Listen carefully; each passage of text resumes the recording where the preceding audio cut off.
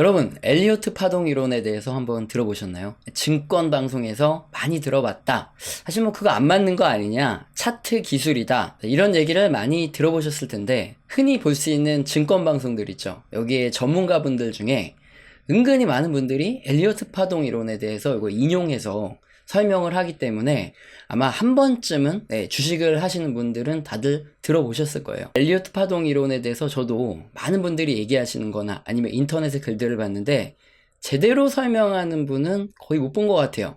흔히 알려진 것과 다르게 상당한 반전이 있거든요. 우선 엘리어트 파동 이론은 대략 지금으로부터 한 80년 전이에요. 1938년에 파동 이론의 법칙이라는 제목으로 랠프 넬슨 엘리어트 이분이 책을 출판하면서 세간에 알려지기 시작했고요.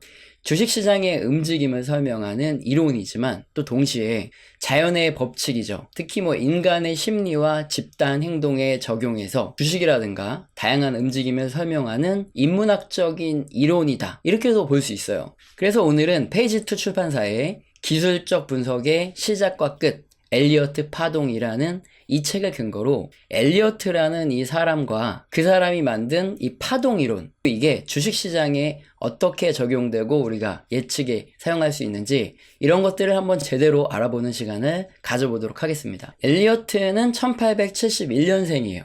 그리고 시작부터 경제학이나 뭐 주식시장에 근무하고 이런 이력이 있지 않고요. 완전히 다른 삶을 살다가 거의 뭐 한 말년에 엘리어트 파동 이론을 발표하고 주식 투자에 적용을 하고 교육을 하고 그렇게 했던 사람이에요. 일단 엘리어트는 미국인이지만 14살부터 시작해서 이 멕시코의 철도 선로공, 관제사, 전신수, 역장, 뭐 임원까지 이렇게 철도 관련 일들을 밑바닥부터 꼭대기까지 전부 하면서 잘 먹고 잘 살고 있었어요. 그러다가 멕시코에서 1913년에 우에르타 정부가 전복이 되고 내전이 발발하기 시작합니다. 내전이 장기화되면서 미국이 또 개입을 하게 되고 멕시코와 미국의 관계가 굉장히 좋지 않아졌고 결국에 1916년에 모든 미국인들은 멕시코를 떠나라는 이런 명령이 떨어졌고요. 미국인이면서 멕시코에 근무했던 엘리오트는 어쩔 수 없이 오랜 삶의 터전을 다 버리고 미국의 로스앤젤레스로 올 수밖에 없었습니다. 사실 직장을 잃었으니까 이제 다른 일을 시작할 수밖에 없죠. 그래서 1924년에 그럼 엘리오트 파동 이론을 공부했냐? 그것도 아니에요. 티룸앤 기프트숍이라는 이런 월간 잡지 회사에 일을 하기 시작합니다. 1920년대 그 미국에서는 이 카페를 티룸이라고 불렀대요. 근데 그때 카페 창업 붐이 막 일어나기 시작했고 창업을 하는 많은 사람들이 있고 얘네들한테 컨설팅을 해주는 일을 시작을 하게 됐다 그럽니다. 그러나 이제 1929년 엘리어트는 고열, 세균성 이질, 뭐 빈혈 등 다양한 이런 고질병이 생기면서 그 일마저도 할 수 없게 됩니다. 그래서 1932년부터 본격적으로 주식시장의 흐름을 연구하기 시작했는데 엘리어트가 1871년생이니까 1932년은 우리나라로 말하면은 62살 정도 돼요. 사실 그 나이에 자기의 경력에 전혀 관련 없는 무언가를 새롭게 연구하고 시작한다는 게 굉장히 어렵죠. 그런데 엘리어트는 좀 대단하신 분이죠. 근데 어쩔 수 없이 그럴 수밖에 없었던 이유가 이 책에 나오는데 고질병 때문에 일도 못하고 막 들어 누워있고 이러다 보니까 치료비가 너무 많이 들어서 그동안 평생 일하고 하면서 모아놓았던 이런 재산을 많이 날렸대요. 그리고 또 1932년부터 본격적으로 주식에 투자를 한 이유 중에 하나가 1929년에 뭐가 있죠? 바로 미국의 대공황이 터졌습니다. 거의 주식시장의 70%가 다 날아가 버리고 30%만 남은 이런 시기가 1929년 대공황부터 시작이죠. 엘리어트도 마찬가지로 이렇게 주식에 투자해놓고 배당 받고 천천히 쓰려고 만들어놓은 노후 자금들 있죠. 이게 홀라당 다 날아간 거예요. 그런데 사람들은 주식으로 돈을 잃으면 내가 이제는 다시는 이제 주식의 주자도 쳐다도 안 본다 하면서 완전히 끊어버리는 분이 있고 반대로 내가 좀 더 공부도 열심히 하고 더 열심히 해서 이거 제대로 다 만회하고 큰 돈 한번 벌어보겠다. 이런 두 가지 부류가 있는데 엘리어트는 내가 마지막 인생에 주식 너무 공부하고 싶고 재밌다 하면서 주식시장의 흐름을 연구하는데 이 마지막을 바치기로 한 거죠. 그래서 오랜 연구 끝에 결국에 세상에 나오게 된 게 바로 이 엘리어트의 파동이라는 겁니다. 일단 여기까지 오늘의 주인공 엘리어트 씨의 이 파란만장한 일대기와 파동 이론이 어떻게 탄생하게 됐는지 이 배경을 알아봤는데 짧게 말하면 주식 투자하다가 대공황 맞아서 폭락하고 돈 날린 게 동기부여가 돼서 그 고령의 나이에도 불구하고 열정을 불살릴 수 있었죠. 그래서 탄생된 이 비장의 무기가 바로 엘리어트 파동 이론이다. 이렇게 보면 되는 거죠. 그럼 파동 이론이라는 게 대체 뭔지 이 책을 근거로 한번 자세하게 알아보도록 하겠습니다. 우선 주식시장에서 매일매일 변화하는 이 주가의 움직임은 누가 만든 걸까요? 아니면 뭐가 만들어 놓고 있는 걸까요? 기업의 실적, 아니면 기관이나 외국인들의 수급, 또는 테마, 아니면 뉴스? 대체 뭐가 하루하루 이렇게 변동성 있게 만들까요? 우선 방금 말씀드린 모든 요인은 장기적이건 또는 단기적이건 작용을 하면서 주가를 움직이는 그 요인 중에 하나가 되는 건 맞습니다. 하지만 어떤 추세가 형성되거나 아니면 하루하루 주가의 움직임은 심리가 먼저 주가를 움직인다는 거죠. 예를 들어서 먼저 가장 대표적으로 많이들 생각하실 것 같은 기업의 실적이 주가를 움직인다는 이것에서 실적에 앞서서 심리가 어떻게 주가를 움직이는지 요거부터 보면 되겠죠. 굉장히 단순합니다. 어떤 기업이 내년이죠. 2023년에 경기의 상황과 무관하게 엄청나게 성장을 할 수밖에 없는 이 특허를 가지고 대량 양산을 위한 준비가 지금 착착 진행 중이다 하겠습니다. 그래서 2023년에 빵 터질 거예요.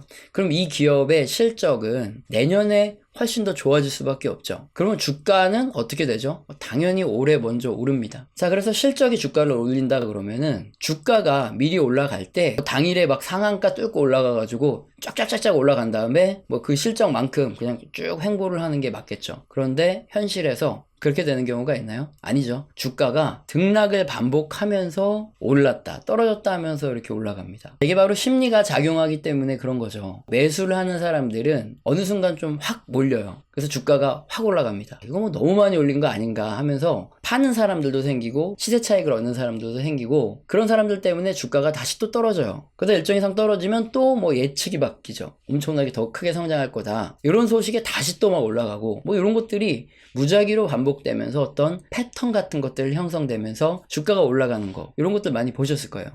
이렇게 주식시장을 움직이는 근본적인 원인이 기업의 실적 예상이 될 수도 있고 수급이 될 수도 있고 테마나 어떤 뉴스가 될 수도 있겠지만 그 추세를 만들어가고 세부적인 움직임을 결정하는 건 사실상 사람들의 심리가 굉장히 더 크게 작용한다는 거죠. 엘리어트 파동 이론은 주식시장의 등락을 일으키는 이런 사람들의 심리 또는 집단 행동이 자연 법칙을 따라서 움직이는 그 리듬과 같이 주기를 가지고 움직인다. 여기서부터 출발을 합니다. 그래서 그 자연 법칙이 기본이기 때문에 그 자연 법칙이 적용이 될 수 있는 환경에서 제대로 그 패턴이 만들어지고 그 이론이 통하는데요. 예를 들어서 주가 지수라든가 아니면 최소한 발행 주식 수가 엄청나게 많고 개인부터 기관, 외국인, 국내 국외 투자자들이 모두 투자할 수 있는 이렇게 매매가 활발하게 일어나고 기업 활동이 이렇게 전반적으로 일어나는 이런 기업들에서 엘리어트 파동 이론이 훨씬 더 정확하게 맞아 들어가고요. 규모가 좀 작거나 대주주 지분이 작거나 유통 주식 수가 적거나 기관이라든가 외국인들은 거의 투자할 수 없을 만큼 일부 뭐 개인들만 투자하고 있는 이런 기업 같은 경우에는 이런 자연 법칙이 적용이 안 되죠. 어떤 개별 주식 하나를 놓고 이거 엘리어트 파동이 맞지 않지 않냐 이렇게 말하는 거는 이 기본적인 내용을 잘못 이해하고 있는 거죠. 주가 지수나 어떤 ETF 또는 굉장히 대형주 또는 뭐 중견 이상의 기업이라도 발행 주식수도 많고 거래량도 충분할 경우에 엘리어트 파동 이론을 활용할 수 있고 그 나머지에서는 사실상 활용을 할 필요가 없고 적용이 되지도 않겠죠. 자, 이런 기본적인 내용을 가지고 먼저 확인을 해보면 모든 파동은 그림처럼 기본 5개의 파동으로 구성이 됩니다. 이 중에서 올라가는 1파동, 떨어지는 2파동이 있고 올라가는 3파동, 떨어지는 4파동, 또 올라가는 5파동이 있는데 즉 5개의 파동 중에 3개 파동이 이 진행 방향, 뭐 올라가든 떨어지든 진행 방향으로 나가는 파동이고 2개의 파동, 중간중간에 낀 이 파동은 또 반대 방향으로 밀어내는 이 파동입니다. 그리고 각각의 이 5개 파동도 좀 더 세분화된 파동으로 구성되는데 1, 3, 5파동은 5개의 파동으로 세분화됩니다. 반대쪽으로 떨어지는 2, 4파동은 3개의 파동으로만 세분화할 수 있습니다. 이 그림을 보시면 딱 이렇게 흘러간다. 이게 포인트예요.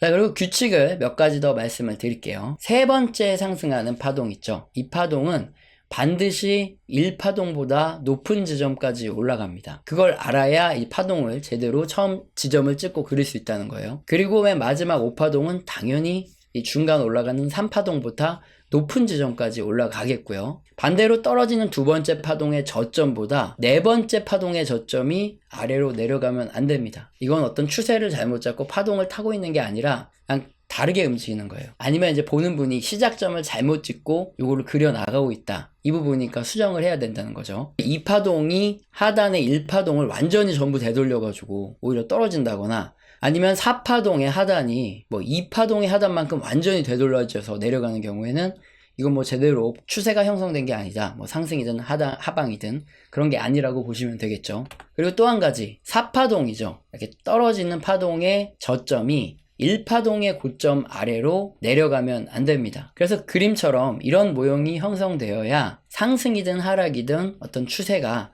제대로 만들어져 가서 거기 안에 이제 심리에 따라서 엘리어트 파동 이론의 법칙대로 움직이고 있다는 뜻입니다. 이렇게 적용이 가능한 구간에 우리가 예측을 하고 그거에 맞게 투자를 할 수 있는 거죠. 자, 그러면 세부적으로 어떻게 해야 되냐, 추세선을 그리는 방법을 말씀드리면, 우선 1파동과 2파동이 만들어지면 추세선을 그릴 수 있어요. 1파동의 저점 구간과 2파동의 이 저점 구간을 연결해서 추세선을 그리는 거죠. 그리고 1파동의 맨 윗부분에 같은 평행선으로 추세선을 먼저 그립니다. 그리고 나서 3파동이 완성되면 그 이전의 추세선은 버리는 거죠. 그리고 새로운 추세선을 그려나갑니다. 새로운 추세선은 1파동의 고점과 3파동의 고점을 연결하면 되겠죠. 그리고 나서 하락하는 4파동이 언제까지 떨어질 수 있느냐, 그 파동의 평행대를 그려놓은 그 지점의 하단쯤에서 4파동의 종결이 일어날 텐데, 당연히 1파동의 고점에 아래로 내려가면 안 되겠죠. 이게 맞지 않는 부분이니까 이건 빼야 되겠죠. 그리고 이제 2파동의 종결점과 4파동의 종결점을 선으로 잇고 3파동의 고점 부분에 평행하게 이렇게 선을 갖다 붙이면 마지막 추세선이 완료가 되는 거죠. 이건 HTS에서 쉽게 할 수 있습니다. 네, 그림 그리는 기능이 워낙에 잘 돼 있어서. 그리고 마지막 상승 5파동은 그려진 추세선의 상한선 부분에서 되게 종료가 되기 때문에 뭐 그때는 매도를 할 준비를 하고 매도를 해야 되겠죠. 그림 그리는 법까지 배워봤는데 이게 기본형에 대해서 그림 그리는 법이에요. 상승이든 하락이든 어쨌든 추세가 형성됐을 때 우리가 그 추세를 타고 투자를 하게 되잖아요. 그때 사실 어디 물어볼 데가 없어요. 뭐 물어본다고 제대로 맞추는 사람도 없고, 그럴 때 이 엘리어트 파동 이론을 적용해 나가면서 적정한 시점에 매매를 하면 확률이 굉장히 높아진다는 거거든요. 한번 예를 들어볼게요. 이제 주식시장이 이 정도 되면 상승 추세에 접어들었다, 이런 판단을 한 어떤 투자자가 있습니다. 상승하는 1파가 나왔고요. 그 다음에 하락하는 2파가 나온 상태예요. 그리고 다시 상승하는 3파가 이렇게 시작을 할 텐데, 여기서 고민이 됩니다. 내가 적정한 시점에 매수를 하긴 했는데 그런데 혹시 여기서 고점 찍고 떨어지는 건 아닌가, 과연 어떻게 해야 되는가 굉장히 고민이 될 거예요. 그림처럼 일단 추세대로 흘러가는 1파, 2파 나오고 지금 이게 3파동이다 하면은 일단 5파까지 가보고 나서 매도를 할 건데, 주의할 게 두 가지가 있습니다. 첫 번째, 5파까지 가는 동안에 어떤 뉴스가 터지게 되면 이건 뭐 어쩔 수 없이 급락하는 이런 뉴스들이 있죠. 그런 거가 나오면 뭐 다음날이라도 바로 손절을 해야 되겠죠. 그러니까 내가 이제 매도 타이밍을 잡아야 된다. 그럴 때는 뉴스를 좀 더 꼼꼼하게 확인하면서 주식시장의 분위기를 파악하고 다음날 대응을 해야 되겠고, 두 번째 주의사항은 지금 이제 3파를 지났어요. 예상대로 이제 3파 갔다가 4파가 왔다고 하겠습니다. 그때 손절 라인은 어디로 잡아야 되죠? 1파의 이 고점 라인으로 잡아야 됩니다. 왜냐면 4파의 저점 라인이 1파의 고점 라인보다 아래로 떨어지게 되면 이건 이제 추세가 제대로 형성이 돼서 가지 않는, 즉 이 엘리어트 이론의 파동대로 가지 않는 모양이에요. 자, 그래서 이제 4파동도 1파동 상단 이하로 떨어지지 않고 다시 또 반등해서 올라갑니다. 그럼 이제 5파가 시작된 거죠. 그럼 5파에서, 그리고 특히 뭐 고점에서 더 이상 올라가지 못하는 이런 모습이 나타났다. 그러면 그냥 미련 없이 그때 매도를 하는 게 가장 좋겠죠. 뭐 주가가 더 올라갈 수도 있어요. 우리가 뭐 최고점까지 먹는다, 그럼 오히려 손실을 볼 수 있기 때문에 그 정도 선에서 매도를 하면, 맨 처음에는 일단 3파가 시작될 때 매도를 할지 말지 고민을 하던 사람이었더라도 이제 5파까지 먹고 나올 수 있기 때문에, 그래서 확률적인 투자를 하는 게 맞다면은 이 엘리어트 파동 이론을 이렇게 지켜보면서 매도를 하면 훨씬 더 좋은 수익을 거두고 매도를 한 게 되겠죠. 뭐 이것을 무한 반복하다 보면 결국에 승률이 높아지는 방법이기 때문에 엘리어트 파동 이론이 주목을 받는 거기도 하고요. 일단 설명드린 이게 가장 기본적인 유형입니다. 그리고 나머지는 이런 기본적인 패턴 위에 확장해서 발생할 수 있는 변수들에 대한 내용이 설명되어 있어요, 책에. 그런데 우리가 여기서 한번 생각해야 될 게 있습니다. 대체 이런 변수들은 왜 두었을까 하는 점이거든요. 엘리어트는 파동 이론의 책을 출간하고 나서 명성이 굉장히 높아졌어요. 그 다음에 1938년에는 유료 정보 구독지인 시장 분석 소식지 요 발간 사업도 시작하고 교육 사업과 함께 뭐 자문 서비스까지 이런 사업에 전부 다 뛰어듭니다. 그래서 이런 확장이 나온 거예요. 변수가 나온 거고. 일단 우리 개인적인 투자에만 활용을 한다 하면 이런 기본 원리만 가지고도 충분할 수 있죠. 하지만 이 엘리어트 파동 이론을 가지고 기관이나 자문 서비스, 뭐 교육, 소식지들에서 서비스를 제공하고 있는데 고객이 이런 질문을 하는 거죠. 선생님, 지금 주식시장의 움직임이 말씀하신 파동과 전혀 좀 다르게 가고 있습니다. 대체 이걸 어떻게 설명해 주실 건가요? 라고 물어봤을 때 만약에 개인 투자를 그냥 하고 있었어요. 그러면은 야, 그거 세상에 100%가 어딨냐. 뭔가 다른 변수 생겼으면은 그냥 매도하고 그냥 제끼든가 하고 그냥 이게 다음 패턴 왔을 때 하면 돼. 이렇게 말할 수 있죠. 하지만 사업을 하고 있다 그러면 그렇게 말할 수가 없죠. 최대한 기본 형태와 다르게 움직이는 경우의 수까지 전부 다 연구를 하고 설명할 대비가 돼 있어야 되는 거죠. 결국 모든 차트에 100% 엘리어트 파동 이론이 대입되진 않지만 그가 하고 있던 사업 때문에 완벽한 이론을, 즉 대부분의 차트에 전부 적용될 수 있는 이론을 이게 만들어야 된다는 이런 부담감을 가질 수밖에 없는 그런 상황이었고, 또 그래서 본인도 열심히 그 이후에도 연구를 해서 발전시켜 나간 거고요. 하지만 엘리어트 파동 이론으로 설명되지 않는 이런 차트 모양들은 지금도 계속해서 새롭게 나오고 있어요. 그래서 연구가 무한히 지속된다 하면 그만큼 더 변수라든가 이런 것들도 많아지겠죠. 그래서 우리 같은 개인 투자자들은 일단 기본에 입각해서 매매 원칙을 세우고 한번 적용을 해보고 그 다음에 설명된 중요한 변수 몇 가지 정도만 이게 기억을 하고 사용하고 나머지 변수들은 뭐 그냥 적당히 알아두는 정도만 해도 충분하겠죠. 자, 이렇게 엘리어트 파동 이론에 대해서 좀 세부적으로 기본에 대해서는 공부를 해봤는데, 자 그럼 마지막으로 엘리어트 파동 이론의 근간이 되는 바로 인간의 집단 행동과 심리에 대해서도 간단히 설명을 드리고 마치겠습니다. 과학자 렉스퍼드 허시라는 분이 17년 동안 개인의 감정 주기를 연구를 했대요. 근데 인간의 감정은 대략 5주 차인 33일이나 36일 간격으로 상승하고 반복하면서 변화가 된다고 합니다. 생물학적인 분석으로 봤을 때 심리를 좌우하는 이런 갑상선 호르몬 수치가 약 4, 5주 간격으로 이게 변화하기 때문에 원인이 돼서 심리가 변한다고도 볼 수 있는데, 자, 이렇게 생물학적으로도 그렇다면 주식시장의 리듬과 주기가 생길 수밖에 없는 이유가 설명이 되죠. 주가가 막 올라간다면 다수의 사람들이 열광을 하고 있다는 소리죠. 한 33일에서 36일 정도 지나면 사람들의 심리가 바뀌죠. 흥분이 가시면서 점점 좀 냉정을 되찾는 거죠. 그리고 일부는 의심을 하기 시작할 겁니다. 그래서 매도하는 사람들도 생기겠죠. 그러면 주가도 떨어지고 또 상승하기를 반복하고 이러면서 하나의 파동을 형성하면서 뭐 올라가던 떨어지건 이런 모습이 나타난다는 거죠. 자, 결국 엘리어트 파동 이론은 역사적인 사실과 인간의 집단 행동 그리고 심리적인 측면에서 사실 이게 가장 노골적으로 무수히 반복되어 온 공간이 주식시장이고 주가의 움직임이잖아요. 따라서 인간의 집단 행동과 심리에 따라서 자주 나타나는 이 주식시장의 패턴을 찾은 거고요. 그것을 통해서 발전시킨 이론이다. 이렇게 보시면 됩니다. 자, 설명을 듣고 나니까 어떤가요? 뭐 단순한 차트의 기술이다. 또는 엘리어트 파동 이론은 뭐 잘 맞지 않는다면서 지가 투자하고 있는 어떤 작은 종목 차트 가져다 놓고 이거 봐라 하나도 안 맞지 않냐, 굉장히 많이 보셨을 거고, 그런 것들 때문에 어떻게 보면은 선입견도 많이 가지신 분들도 계실 텐데, 오늘 얘기를 듣고 나니까 파동 이론의 이유와 근거들을 잘 모르는 케이스죠. 그래서 이렇게 잘못 갖게 된 선입견을 버리고 엘리어트 파동 이론이 무엇인지 그리고 실전에 어떻게 적용해야 되는지 확실히 알아둘 이런 기회가 되셨으면 좋겠습니다. 오늘은 기술적 분석의 시작과 끝, 엘리어트 파동 이론, 이 페이지 2 출판사의 책의 내용을 근거로 엘리어트 파동 이론에 대해서 함께 알아봤습니다. 오늘 영상도 마음에 드셨다면 구독과 좋아요는 꼭 눌러주시고 지속적인 시청 부탁드립니다. 감사합니다.